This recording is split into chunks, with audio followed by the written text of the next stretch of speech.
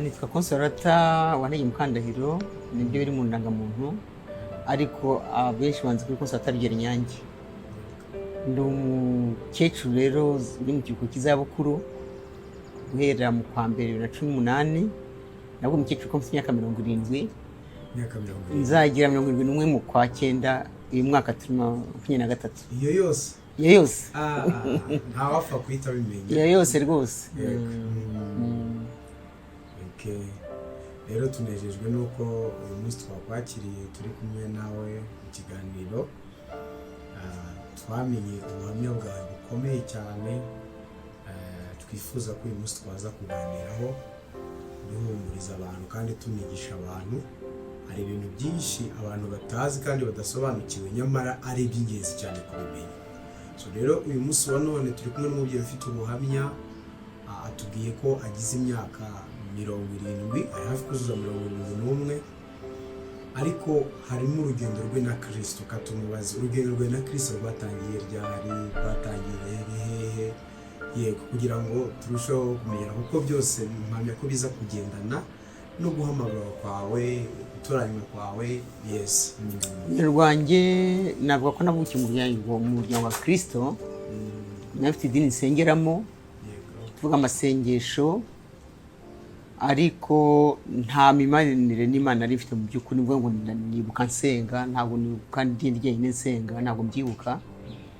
Ariko ubwo navukiye mu Rwanda muri 2023 za guhunga njya muri Congo. Noneho ubwo nafite imyaka hafi 21. Ubwo rero mfite 26 nibwo nahuye na Yesu bwa mbere. Noneho tugirana imibanire, ko Yesu avuga ngo mpagaze kurinda komanga, nimba ijwi ryanjye gakibanzirije dusangire. Nuko namwakira umutima wanjye mfite imyaka 26. Urugendo rwo nari ntangiye urugendo rugana mu ijuru nyine, ngenda nunguka menya gusoma Bibiliya ntayo nari nzi gusoma, menya ko ndi umunyabyaha ntabwo nari mbizi, numvaga ndi umukobwa uri usanzwe gutya. Nza no kubatizwa umwuka wera muri 86, tariki ya 5 z'ukwa 7 86. Voilà, ni uko nahuye na Yesu na n'ubu rero. Wow. None umaze kuvuga uti nza no kubatizwa mu mwuka wera, ni igitari cyurazibuka n'igihe kimwe. Umaze kubatizwa mu mwuka wera, ubuzima bwawe ni ikihe kintu wamenye cyangwa se we experiences kuruta ibindi? Kuko ndahamya ko hari ubuzima bwa mbere y'uko umenya Kristo, hari ubuzima bwa mbere y'uko ubatizwa mu mwuka wera. None ukimara kubatizwa mu mwuka wera, ni ikihe kintu muri wowe wumvishije gishya gihindutse? Hari ikintu gishya cyahindutse cyane pe. Nuko nkuko Yesu yabwiye intumwa ze mbere ko asubira mu ijuru, mu byakozwe no mu gice cya mbere 8, muzahabwa imbaraga mukora n'abamanukira. Nanjye rero mpuye na Yesu numvaga namugeza ku bandi rwose, nkumva namugeza ku bandi, ariko nta mbaraga nyinshi nabaga mbifitemo. Ariko maze kubatwa mwuka wera, ikintu cya mbere navuga nuko nagize ishyaka yuko nagiza ku bandi bizane nabonye muri Yesu. Nicyo kintu navuga cy'imbere y'ibindi byose. Hari n'ibindi byiza cyane, ariko icyo nicyo kiza mbere y'ibindi byose, ishyaka ryo gukora umurimo w'Imana. Ishyaka ryo gukora umurimo w'Imana. None nakibaza ngo nuhe muhamagaro Imana yise ko iguhamagarira kuva icyo gihe? Kuko uyu muntu amaze kubatizwa mu mwuka wera nk'uko yabivuze mu byakozwe n'intumwa 8, niko Yesu yavuze ngo icyakora muzahabwa imbaraga umwuka wera nabamanukira. Kandi hano kubadukurikira rwose muze kuhazirikana, ntabwo imbaraga zagomba guhabwa abagabo gusa. Hari abantu bazi ko imbaraga ari iz'abagabo gusa, kiriya gihe n'abadamu bahawe imbaraga. Yesu yaravuga ngo muzahabwa imbaraga kandi nibwo muzaba abagabo bo kumpamya Yudaya, Samariya, ku mpera y'isi. Ntabwo yavugaga umugabo kuno twe tubara ngo uyu ni umugabo uyu ni umugore. Yavugaga umugabo mu buryo bw'umwuka wera. Ko umuntu wese nahabwa umwuka wera, yaba ari umumama azahabwa imbaraga za kigabo, donc umwuka wera azaba ari umugabo muri we.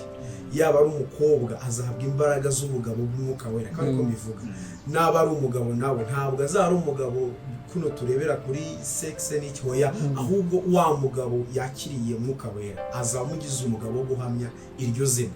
So rero urumva wahise ko ugenda bikwinjiza mu muhamagaro wawe. twagusuye turi kumwe nawe, ufite umuryango mwiza, ufite famiye nziza, ese umuhamagaro iyi myaka yose ishize wakiriye umwuka wera, ni umuhamagaro ni iki kintu uvijemo cyane gukora mu buryo bw'umuhamagaro wawe? Umuhamagaro nyine ukora bwawe cyane ni ukugeza ku bandi ibyo by'agakiza tubonera muri Yesu, ariko ntabwo yenda umuhamagaro wihariye umuhamagaro wihariye kuko twese ngira mu cyo twese tugihuriyeho, ariko umuhamagaro wihariye ni uko nakuze nta rukundo rw'abahungu mfite, mbese rwa ngo nashatse umugabo nkuze cyane, se hafi imyaka 48. Birashoboka se ko umuntu yashaka agize iyo myaka? Ese niko byabaye. Niko byabaye ndanze navuga rero ko nubwo donc sinahise ngera ukanye nahuye na Yesu ufite 26, ariko nta rukundo rw'abahungu nagiraga. Navuga ngo yenda nakureye n'umuhungu oya. Ubwo rero mpuye na Yesu, Imana yampaye umutwaro wo guhumuriza b'abakobwa, kuko mu muco wa Kinyarwanda cyangwa Kinyafurika turabizi abakobwa bakuze bafite ipfunwe, babaseka, nta muhungu wabonye, nta mugabo wabonye. Ubwo rero ngiye nagize umutwaro cyane wo guhumuriza abakobwa, nanjye nkiri umukobwa rwose. Guhera navuga no ngiwe mfite amahoro, ntabwo mfite, ariko mfite amahoro, ndumva Yesu yarampaye amahoro. Ibivuga ngo baranseka, numvaga ntacyo bintwaye na gato rwose. Nagiye mpuza n'abakobwa uko nshoboye kose. Yewe nagize n'agatabo nanditse kitwa kama mariage, kari mu Gifaransa, ko nari muri Congo, kavuga ngo nzashaka umugabo ryari. Abumvaga kukitwa wagira ngo ndashaka ndivuga hariya, nagiraga inama b'abakobwa rero ngo guheredeje icyo gihe nafite umutwaro cyangwa afite umuhamagaro wo guhumuriza abakobwa batinze gushaka. Mu muhamagaro navuga wihariye nari mfite, kandi nanjye nkiri umukobwa wihariye. Ni ukuvuga ngo twabaza imyaka 48 wubakiyeho urugo, usanga 22 hagati y'uko batijwe n'uko wubatse urugo wari mu muhamagaro gukora umurimo. None nakibaza, birashoboka ko umuntu ashobora kugira amahoro agatuza, ko urabizi mu muco wa Kinyarwanda kadukoresha igihugu cyacu tuvukamo, umuco wa Kinyarwanda kera, uretse ko u Rwanda rwa kera atari urw'ubu, ahubwo kera abakobwa bashakaga bagize imyaka 14, abari babiturusha 15, ndetse we yagiraga 18, bavugaga yuko rwose ahari yararozwe, ahari yabuze umukunda, kandi we watubwiye hari yamvi ntagiraga, hari ibyiyumvo ntagiraga cyane, niyo mpamvu ahari ushobora kuba waranatinze no kugera mu rugo. Ariko se urashobora ko umuntu ushobora kugira imyaka 48 atarabona umugabo cyangwa atarabana n'umugabo, kandi akaba afite amahoro, akaba atuje? Yes, no, icyo ngiye nibwira nkuko navuze impamvu nari mfite amahoro, ko maze guhura na Yesu, kuko na Yesu ufite 26, nta muhungu tweze tuvuga ngo twakundanye, namubwiye ngo namukunze, ngewe barabimbwiraga ngiye mvuga ntacyo bimbwiye. Kuko Yesu narabuze nti buri Imana nashaka ko nzayikorera nta mugabo nshatse, niko nahise rwose nibwira. Ku buryo byari bindimo, nkumva rero ndanezerewe, nkumva nta kibazo mfite, nkumva rero ahubwo abakobwa rero basengana twasenganaga simbumviro nanjye, ntabwo wanyumvaga nanjye sinabumvaga, ahubwo ndise mwebwe mfite Yesu. Yesu ni byose kumufite, niko Yesu atanga amahoro. Yesu simbumve nanjye kumva dafite amahoro, ngo baraduseka, no baragusetse bagutwaye iki? Ngere ibyo vuga ngo baranseka, ngo baranegura, ngo murangiye yashatse bakirangiza amashuri, yabyara abana rwose, nta kiro nagira umuntu cyane. Nyavuga ngo Imana irankunda kurenza abandi bana, kuko simbabeshya, ntabwo nari narabonye undi munyarwandakazi cyangwa abo twasenganaga abanyafurika, nabonaga ntawe tubyumva kimwe. Nanjye rero simbumve, ntabwo nti se Yesu finally mari iki. Ngero numvaga nezerewe, nyuzwe rwose, numvaga nta mugabo nzashaka. Aho bisegira ikibazo cy'amatsiko Consolata. Yego. Consolatrice fait. Yego. Ndibaza murumuna wawe arashatse, arangije kaminuza, arashatse, abonye umugabo, wowe uracyari mu rugo, abagabo ntibabuze barahari bakomeza pe wenda si no kuba wabuze no gutereta oya barazaga wasubizaga iki abantu bakubazaga abo basore se reka tureke wenda abasore famiye kuko famiye igira uruhare cyane rwo kubaza wowe kudashaka dukurikiza iby'uyu munsi wa none abana b'abakobwa bafite pressure iri gukomoka ku babyeyi kudashaka uburyo ko wagize imyaka yo gushaka kurangije amashuri ko ufite akazi ndibaza ese icyo gihe nawe cyabayeho hagati yawe n'ababyeyi ubazwa bene ibyo bibazo ababyeyi rero bambwira mu by'ukuri twari twaratandukanye icyo gihe ko barahunze bo bagaruka mu Rwanda abo twari kumwe ntabwo mu kiragore burya ntibatinyuka no kukubaza cyane ababyeyi bakubyaye cyangwa baba bameze nk'abagutinya baba bameze nk'abagutinya rwose ntabwo bambaza ngo babibazaga mu cyayenge gutyo ko batankiraho pressure byuma banjye niko byari bimeze ahubwo aho twasenganaga rero aho twasenganaga bakavuga nari umukozi w'Imana narabwirizaga uko nshoboye kose bakabona none uratanga urugero rubi barakuzinze tugusengere no nta muntu wanzinze ngiye numva nta mfite amahoro nta muntu wanzinze ubwo rero ubwo niho nayo ifite ikibazo rero mu hantu twasenganaga aho mwasenganaga no hari ikibazo gikomeye kuko bamwe uratukame mudore Imana iravuga ngo byari mworoke mwuzure isi we rero dore uratanga urugero rubi nabano ngiye nta muntu wanzinze meze neza ndanezerewe ndakorera Imana uba nta kibazo besura abantu hari n'abandi bambazaga ariko ntabwo nta kibazo mfite meze neza murabona se ari cyo mbaye nese bakana ko kubatse inzo nicyo ingose nibyo bafite amahoro kundenza kuba kurwo ni byiza cyane kwese ubo mbirwanya ariko icyo navuga nabwira udukurikiye nuko iri umwana w'Imana by'ukuri pe wumva uri warakirisa umutima wawe uri umwana w'Imana by'ukuri Imana ikuyobora uko ishaka nyuma nibwo naje kwisobanukirwa Imana impamvu Imana yaje kumenya ko nyura mu rugendo rwose Imana ikuyobora uko ushaka ariko aho ikunyujije abantu babona ngo uragowe ngo urihebye ngo ufite ipfunwe barakuvumye barakuzinze karande bya bindi rero ni hahandi Yesu agusanga akakunezeza niho bitandukaniye aha handi aragusanga rwose akakunezeza kuko hari ijambo nkunda cyane riboneka muri Yesaya igice cya 13 n'ubwa 2 havuga ngo ariko Uwiteka ko niwe Yakobo kandi akumbuye Isirayeli avuga ati witinya ko nagucunguye ntabwo tuzanyura mu mazi ntazagutembana uzaca mu muriro ntuzashye hari n'igihe rero buri gihe basadura kana amashaka na Abedinego batamwitanura ntabwo babare bagize abantu bagize ngo barimo gushyira ko ntabwo bahiye bari igihugu imigozi yari bahiye biracika ahubwo bari babahambiriye ahubwo niba uri muri Yesu urimo neza ibyo uzanyuramo azaza bigusangemo kunezeze nawe usigare wibaza uti ibyo abantu bavuga bipfuye na zeru ibyo wagutekerezaho wumve gusa uri mu muhamagaro wawe usigare ucunganiza mu ryawe n'umuntu Imana yagushinze numva ariko hari ikintu umuntu yahita yibaza ese wenda abo mwakuranye abo mwiganye mu muryango wawe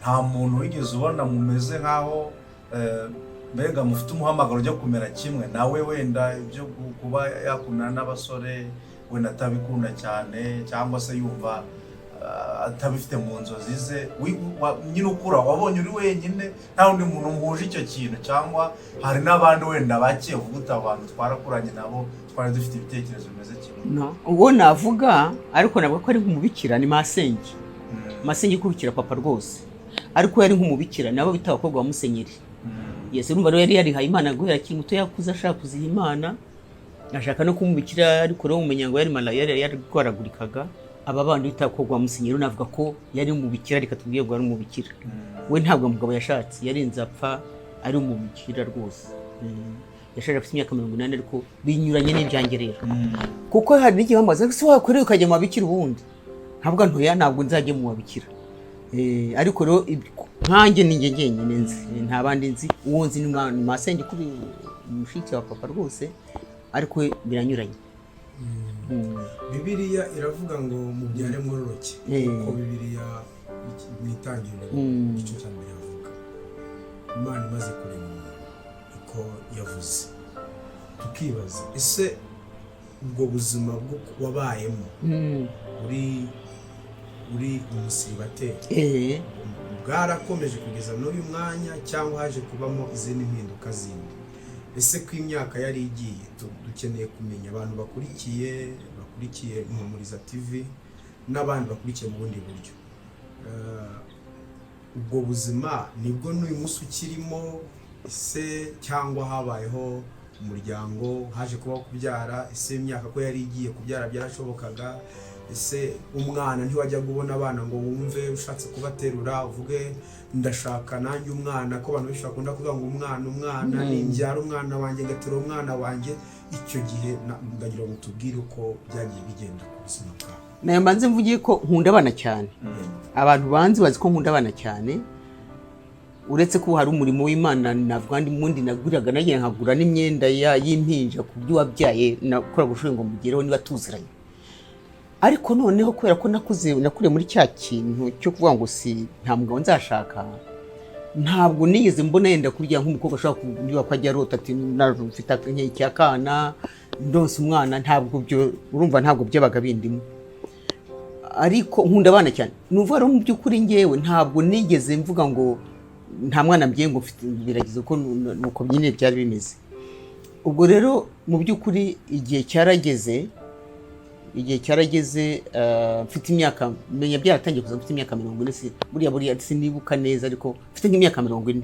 Ariko narabyakira, none ababyeyi nabwo barabyakiriye, hari n'abandi bantu bamenyere gutyo babona nta kibazo mfite. Noneho nibwo Imana yategeka kumbwira ngo uzashaka umugabo. Noneho rero ngiye ndavuga no, nkumva ntibishoboka, by'imyaka bazi kuba myinshi cyane kandi baramenyereye, nta complexe mfite nta na kimwe. Noneho rero nibwo Imana nakoze irabimbwira, Imana iravuga, kabona ndacyajijinga, ikanyura no ku bandi bantu bakaza akabimbwira rwose.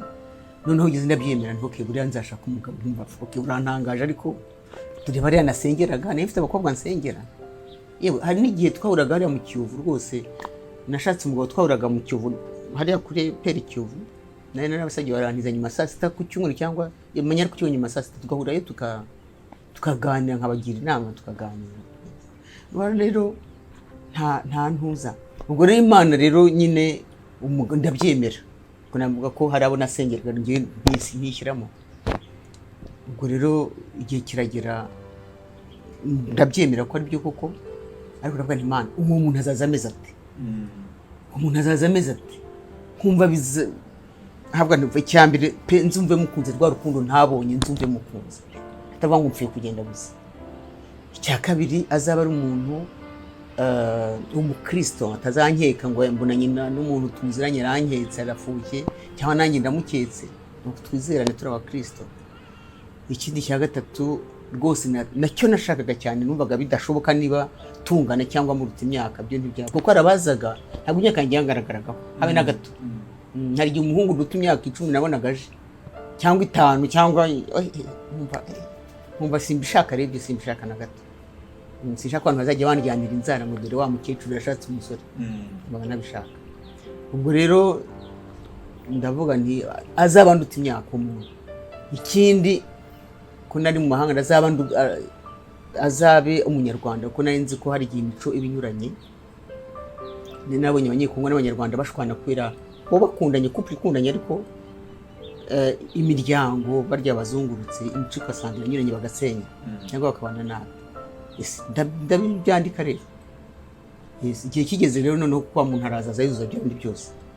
Ubwo rero tunabana neza cyane, ariko igihe cyarageze arapfa. Tumara imyaka hamwe n'uwafiyanse imyaka 10. Wambaza uti se wari wambajije niba twarabyaye abana? Nta bana nabyaye ko nari nkuze. Mbare sinshaka kuvuga, ndashaka kuvuga ko ndavuga ko ntashaka kuvanga Ikinyarwanda ngo ndi umukecuru ndi umunyarwandakazi, niko navukiyemo. Rero Imana iri kugenda ashyiramo urundi rurimi. Navugaga rero ko umwana iyaza pe twari kumwishimira twembi, nkunda abana cyane. Ariko ntabwo yaje, we yarafite yarapfakaye muri jenoside, hari abana bamwe bishe ariko n'abasigaye nta kiro atabyaye. Rero ntabwo yaravuga ngo byacitse, kuko yarafite abandi bana. Nanjye rero kubandwanye nka Consolata sinigeze nubwo nari mfite iyo myaka 40 hafi 48 hafi 47 n'igice nagushaka kugerageza kuvuga ngo reka ngerageze mbone kuko bibaho ariko bagerageza bigashoboka bakabona bakabyara n'abafite imyaka myinshi ubu na 60 basigaye babyara ariko ntabwo nigeze ngerageza na rimwe ntabwo nigeze ngerageza na rimwe ntabwo kandi kuri cano sinabyo ko isi yose yibireba hari bavuga ati twabonye kwa jene kolega ari wagiye kugera oya ntabwo nigeze njye pe ubwo rero nuvuga ngo nta kibazo nigeze ngira haba ku ruhande rwanjye yenda ngo ndarindiriye oya nta kibazo nigeze ngira ngo ndarindiriye nta kibazo yigeze agira twabanye neza nta bana nabyaye navanye mu nda ariko navuga ko mfite abana benshi rwose abana ntavanye mu nda ariko abana banjye dukundana nareze nashingiye nta pfumwe rero nta soni nta ngenda nemye rwose numva ameze neza nta kibazo. Hari ikintu mise nibaza uravuze uti Imana yagiye mbwira inshuro nyinshi uzashaka none igihe kirageze washaka ese iyo hataza kubaho iryo jwi ngo Imana ikubwire uzashaka ituma abahanuzi we muri wowe wari wamaze kwiyemeza ko utazashaka rwose byese none birumvikana none niba nagize imyaka 40 n'ingahe se kandi abantu ko bazaga abantu uzi ko batigeze bagara kuza mbese kwiza muri iyo myaka tugeze mu Rwanda hari abagabo bari barapfushije abagore muri jenoside byese byagara ko ndi mukuru hari abantu banangiraga bakaza n'abandi banzi yenda mbere kera ntabwo bigeze bahagarara vuga ngo nyine nari muri apoze vuga ngo no je nta mugabo nzashaka cyane cyane se ngeze muri iyo myaka nari mugiye gushaka ikibuga nene yanze nkiri mutoya nyine ndi umukecuru nibwo nagiye gushaka umugabo yabyara none ugeze mu rugo umuntu urugezemo urumva wagezemo imyaka 48 hafi 48 n'igice ni iki kintu cyiza wabonye ugeze mu muryango wawe noneho na wa mutware ndizera ko haje ese umutware yaje akurusha imyaka ingahe kuko mu byo wari warasabye Imana washaka umutware ukurusha imyaka cyane yaje 15 yuzuye yaje akurusha 15 ariko yarakomeye naramukundaga cyane rwa rukundo ari warasengerwe rwaraje rwikuba inshuro najyaga mbwira abagore ko najyaga mbwira mu kazi kanjye ko nakuranye n'abagore n'imiryango niyambwira kandi koko sinavuga ntabeshya sinzi ko arukunda umugabo we nkanjye naramukundaga cyane n'abantu bose barabazi ko nabankunda cyane kandi ubwo rero ugeze mu muryango ubonye umugabo uramukunda cyane urumva ngewe nashatse no kugira ngo numve ko haba hari igikomere wagize mu buto cy'umuhungu wenda kuko hari abantu kino gihe batinze gushaka ariko ari ukubera bagize ibikomere muri fiançailles wowe ubuhamya bwawe bwose bwatweretse ko nta muhungu wigeze wiyumvamo mu buto bwawe kugeza ugeze icyo gihe oya yego none ugize igihe ugeze mu muryango uhuye n'umutwaro ukunda nawe aragukunda ni ikihe kintu cyiza waba warabonye muri ya myaka 10 wamaranye nawe harimo umwafiance ariko yego ko twamenyanye 1999 rwose mu kwa gatatu dushyingira mu kwa gatatu n'ubundi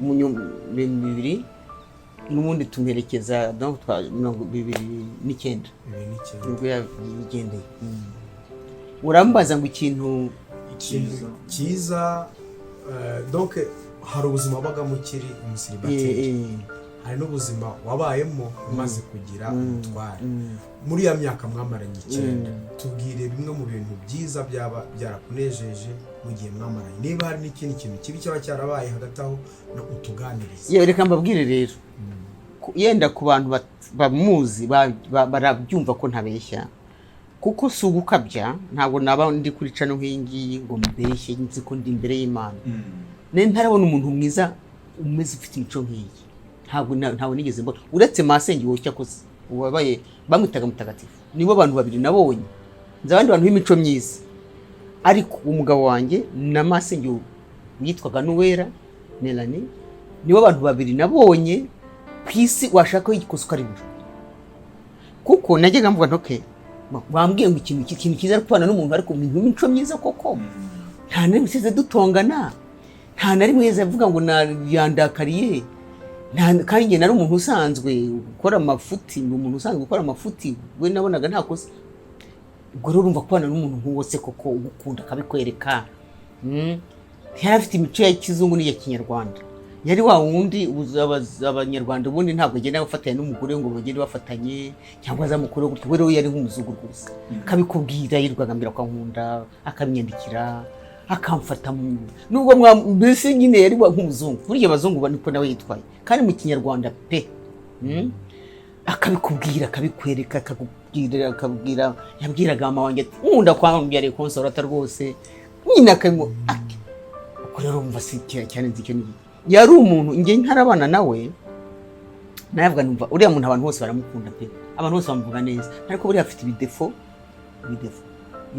afite amakosa, ni amakosa cyangwa imico mibi ntazi, imico n'imico, buriya afite imico mibi ntazi, nzabona nitubana ko ntabwo umuntu yabaho ngo abenje ntabwo bishoboka. Niko nibwiraga, niba ari ibintu bibiri kakeka bibiri rero, ntabwo ntiburiya ikintu cya mbere amafaranga, buriya tushobora kuzapfa amafaranga, ndi umuntu utamenya ngo udufaranga twanjye tumeze gutya, nsinzi kwika amafaranga riraza rikagenda, niko namenye rero, urumva nari nkuze guhindura imico byari kungora, tugozanye zaba ari wa wundi nyine ufite gahunda, tudufaranga rero twahashye nangahe, hasigaye tungahe, wahembwa ndehe, numva bizangora, icyo numvaga ntigishobora kuzabaho. Iki nakekaga niba ari umuntu ugendera muri gahunda, niba nakera nzajya nkererwa antonganye usange tubipfe, ariko nta kibazo kigeze kibaho. Ari icy'amafaranga, twari dufite konti imwe, imishahara yacu ikajya kuri iyo konti, nkafata niba ngomba guhaha cyangwa niba ari uwo nshaka guha, ntabwo yambaza ngo urikada, nawe niba ashatse kugira uwaha, ntabwo urumva, ntabwo twari gupfa amafaranga, kuko twarakoraga, ntabwo aravuga ngo wenda ngo udufaranga twashize twabuze iduhaye cyangwa tugera gute, no. Urumva rero nta kibazo cy'amafaranga kize kibaho, habe na kimwe na rimwe rwose. Icyo nicyo cyabaga kinteye ubwoba cyane, ntiyambaza ngo wahaye nde cyangwa yagize gute, oya, haratumye hose yumvaga hambutse. Ikijyanye rero no gukererwa, yari pastor buri cyumweru, navuga ko hafi buri cyumweru cyangwa buri cyumweru yabaga asezeranya abantu.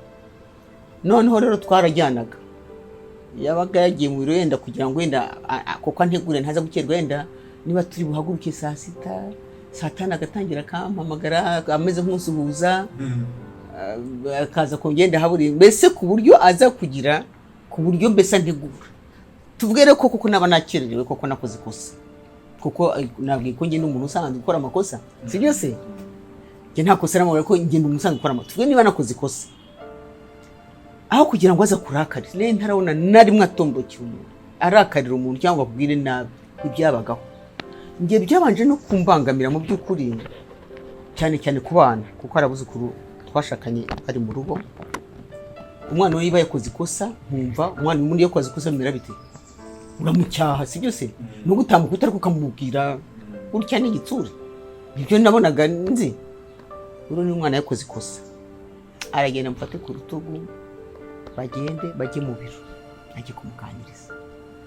Ntabwo nk'abantu kusi, ndamubwira nta kusi, ubu umwana yakoze ikosa kugira ngo umucyahe ngire gute. Noneho rero nibi nandi makosa nabona ko yari umuyobozi, ariko umuntu akoze ikosa kugira ngo umwereke, arambwira ati reka mbwirire konsa, ati reka nkubwire, ati buriya umuntu yakoze ikosa yagize ibyago, ati umuntu akoze ko yagize ibyago, ati rero ntabwo umuntu yabaguye mu mwobo ujye kumutereramo amabuye, uranyumvira?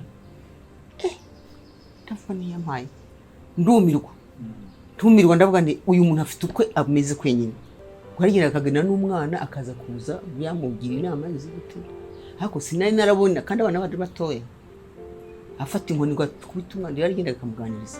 Icyo mvuga rero nabanye, njye bangu nabanye na mutagatifu, ubwo rero sinkabya simbeshya, ntabwo rero umuntu udasanzwe, nta kibazo nigeze ngirana nawe rwose, icyo uvuga ngo iki, nta n'indwara arwaraga, indwara yaraje iyo yamuhitanye yihuse cyane ahita agenda, nta kibazo rero nigeze ngira, namukundiraga umuryango n'akantu nkundira umuryango, nta kibazo nigeze ngira yenda ngo arigeze kumbaza se ngo ko wasanze abana mu rugo yenda batari bene wanyu cyangwa abashyitsi baza, oya, abana nabafata nk'abana banjye, nkunda abana, n'ubu turacyari kumwe, bamwe maze barashyingiye 2, abandi ni bari 4, ubundi w'umuryango numvaga nkukunze cyane. Ndetse ikindi kintu nshima Imana n'umuryango washatsemo, numvaga nkukunze cyane, nkabona Imana, bari abantu bajyaga baza muri urugo bakurikiye mwene wabo no hagihari bacike mu rugo, nkumva nabakunda cyane, nkumva mbakunze cyane pe. Nta kibazo nigeze ngira n'imiryango, yenda ngo umuryango washatsemo cyangwa yari yarashatsemo cyangwa abana, oya, nta kibazo nigeze ngira aho hantu. Ubwo rero ari ikintu nibajije, ubuhamya bwawe burakomeye kandi ni bwiza, ko yari pasiteri. Ngo nawe ntiwari pasiteri? Oya, ntabwo mu itorero ndi umuvugabutumwa, ndi umubwiriza, n'ubu ndabwiriza, ariko ntabwo nitwa pasiteri. Ariko mwabanye ari pasita, nawe uvuga ubutumwa, warakomeje umuhamagaro. Donc mumaze kubana, wakomeje umuhamagaro wo kuvuga ubutumwa, nawe akomeza pastorale, bigenda neza. Ni ikintu cyiza cyane, ubuhamya iduhaye bw'igihe mwamaranye, kandi kitari kinini rwose, ariko uburyo mwagendanye urugendo rwanyu birumvikanamo ko koko ari Imana yari yabiteguye. Ariko hari abantu badukurikiye, ari nabo tubereye ahangaha, kuko wenda twakwiye kuba twanabivuze hatariho kamera, ariko kubera ko hari abantu badukurikiye, turifuza ko nabo barushaho gusobanukirwa. Hari umuntu, kaduhere kuri uyu wa mbere, hari umuntu ugize imyaka 70 niyo mugize, atarabyara. Kaduhere ku utarabyara, yarashatse, yenda ataragira 70, agize 70 atarabona urubyaro, ariko ari mu muryango. Uyu muntu wamubwira iki? Kuko urumva wagize umuhamagaro wo gufasha abantu, ku buryo wowe hari nabo washyingira gukiri n'umukobwa, ukabasengera, ukababa hafi, igihe cyose wahoraga n'abantu kuri EPR ukabaganiriza. Donc ni ikintu watangiye, ni ukuvuga ngo ubundi umuhamagaro si ikintu umuntu ageramo bitewe n'igihe. Umuhamagaro ni ikintu umuntu avuka, Imana yarateguye ku buzima bw'umuntu, hanyuma igihe wa muntu ahubwo akimenye akanabyemera, akora iki gihe atangira kugikora. Urumva wowe mu buto bwawe rwose nibwo watangiye umuhamagaro, urawukurana mpaka ugeze mu muryango. None reka twibaze, nk'uko wafashaga n'abo bantu bandi babaga badafite ingo, bakubaka ingo, nk'uyu muntu umaze imyaka 70 nk'iyo wowe ugize, watarabyara, yaragerageje za option zose abantu bwa buryo bwose abantu bakoresha, ni irihe jambo wamubwira? Ijambo namubwira, reka yenda mbanze nsubire inyuma gato, kuvuga ngo ni umuhamagaro, yenda mbanze ngira icyo mvuga mbere yuko nsubiza icyo kibazo cyawe. Yari pasiteri, ariko nanjye navuga ko nakoze, twarakoranye, nshinzwe nkorana n'abagore bijyanye n'umuhamagaro nyine, n'abagore n'abakobwa n'imiryango, imyaka navuga 15, nyuma yenda nibwo mbere kujya mu zabukuru nibwo nakoze mu cyiciro cy'ubuzima, ariko imyaka 15 nayikoze nkorana n'abagore n'imiryango. Urumva rero bwari uburyo bwiza, nabwo navuze nti Mana burya wanteguriraga ibi bintu. Urumva rero naranezerwe